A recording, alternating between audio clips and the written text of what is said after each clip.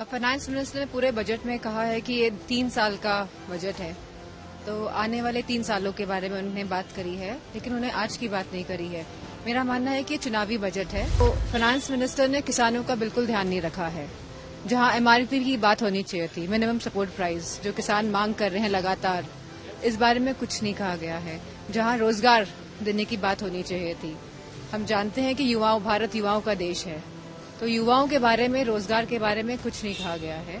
वित्त मंत्री निर्मला सीतारमण ने आज यानी 1 फरवरी को आम चुनाव 2024 से पहले नरेंद्र मोदी सरकार 2.0 के अंतिम पूर्ण बजट को पेश किया। बजट के आते ही सीएम योगी ने ट्वीट कर इस बजट को लोक कल्याणकारी बजट बताते हुए लिखा, मैं आजादी के अमृतकाल में प्रस्तुत विकसित भारत के संकल्प को पूर्ण करते सर्वसमावेशी और लोक कल्याणकारी केंद्रीय बजट 2023-24 का स्वागत करता हूं। आदरणीय प्रधानमंत्री जी एवं माननीय केंद्रीय वित्त मंत्री जी का हार्दिक अभिनंदन। वर्तमान केंद्रीय बजट गांव, गरीब, किसान, नौजवान और महिलाओं समेत समाज के हर वर्ग की आशाओं और राष्ट्र के समग्र उत्थान की अपेक्षाओं को पूरा करने वाला है। निसंदेह ये बजट भारत को आर्थिक महाशक्ति बनाने की दिशा में मील का पत्थर साबित होगा। आज प्रस्तुत हुए आम बजट 2023-24 में नए भारत की समृद्धि का संकल्प है, अंत्योदय का विजन है, 130 करोड़ देशवासियों की सेवा का लक्ष्य है। वहीं बसपा सुप्रीमो मायावती भी बजट पर हमला बोलते नजर आई। उन्होंने ट्वीट कर लिखा, देश में पहले की तरह पिछले 9 वर्षों में भी केंद्र सरकार के बजट आते जाते रहे, जिसमें घोषणाओं, वादों, दावों और उम्मीदों की बरसात की जाती रही, किंतु वे सब बेमानी हो गए। अब भारत का मिडिल क्लास महंगाई, गरीब और बेरोजगारी आदि की मार के कारण लोअर मिडिल क्लास बन गया। अति दुखद। इस वर्ष का बजट भी कोई ज्यादा अलग नहीं। पिछले साल की कमियां कोई सरकार नहीं बताती और नए वादों की फिर से झड़ी लगा देती है, जबकि जमीनी हकीकत में 100 करोड़ से अधिक जनता का जीवन वैसे ही दांव पर लगा रहता है जैसे पहले था। लोग उम्मीदों के सहारे जीते हैं, लेकिन झूठी उम्मीदें क्यों? सरकार की संकीर्ण नीतियों और गलत सोच का सर्वाधिक दुष्प्रभाव उन करोड़ों गरीबों, किसानों और अन्य मेहनतकश लोगों के जीवन पर पड़ता है जो ग्रामीण भारत से जुड़े हैं और असली भारत कहलाते हैं।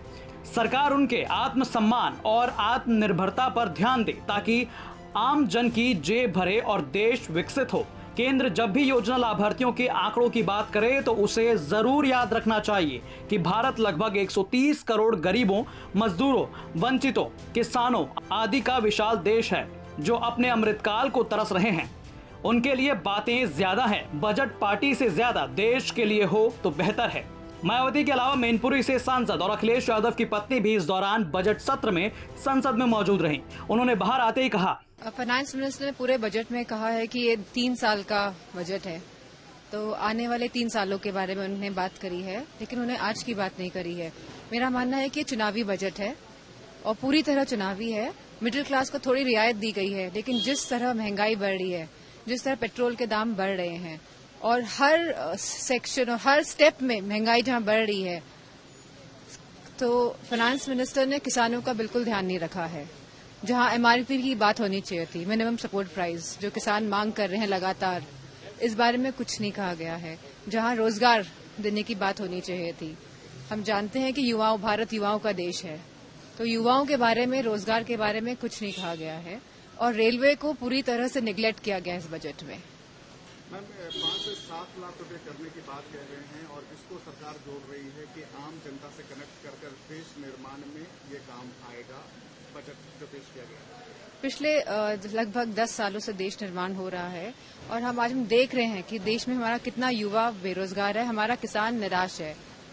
भारत जो हमारा देश है, यहाँ आधी से ज्यादा जनसंख्या गांव में बसती है, तो गांव को लेके कुछ खास नहीं किया गया इस बजट में। लोगों को बहुत उम्मीद थी, ये बहुत ही निराशाजनक बजट है। हालांकि बजट पेश होने से पहले समाजवादी पार्टी के अध्यक्ष अखिलेश यादव ने कहा कि भाजपाई बजट महंगाई एवं बेरोजगारी दोनों को और बढ़ाता है। बजट पर प्रतिक्रिया देते हुए अखिलेश ने ट्वीट किया, भाजपा अपने बजट का दशक पूरा कर रही है, पर जब जनता को पहले कुछ न दिया तो अब क्या देगी। उन्होंने कहा कि भाजपाई बजट महंगाई एवं बेरोजगारी को और बढ़ाता है। किसान, मजदूर, युवा, महिला, नौकरी पेशा, व्यापारी वर्ग में इससे आशा नहीं निराशा बढ़ती है, क्योंकि ये चंद बड़े लोगों को ही लाभ पहुंचाने के लिए बनता है। आपको बता दें कि इसके अलावा कई नेता जो है वो नरेंद्र मोदी सरकार 2.0 के अंतिम पूर्ण बजट पर लगातार अपनी प्रतिक्रियाएं दे रहे हैं और लगातार इस पर चर्चा बनी हुई है। तो बाकी तमाम अपडेट्स के लिए आप देखते रहें यूपी तक।